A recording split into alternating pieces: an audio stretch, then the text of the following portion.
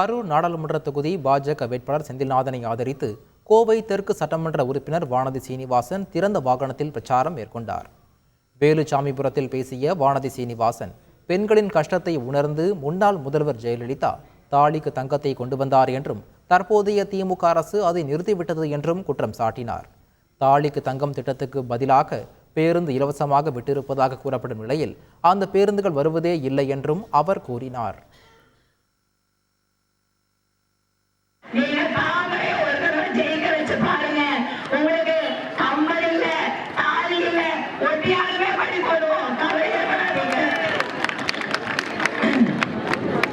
இங்க பாருங்கம்மா, தாலிக்கு தங்கோட இந்த அரசாங்கம் முன்னாடி இருந்து அரசாங்கம் பண்ணாங்க.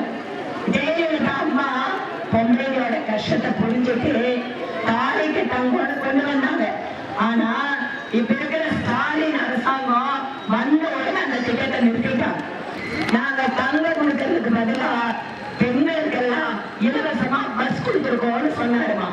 நான் நினைக்கிறேன், அப்படிங்க நீங்க பஸ் கொடுத்துருக்கீங்க, அதுல இலவசமா போலான்னு. ஆனா அந்த பஸ் எங்க ஊருக்கு பொம்மைங்களுக்கு வரதே இல்லையே, நாங்க என்ன பண்றது? செய்திகளை உடனுக்குடன் தெரிந்து கொள்ள உடனே சப்ஸ்கிரைப் பண்ணுங்க.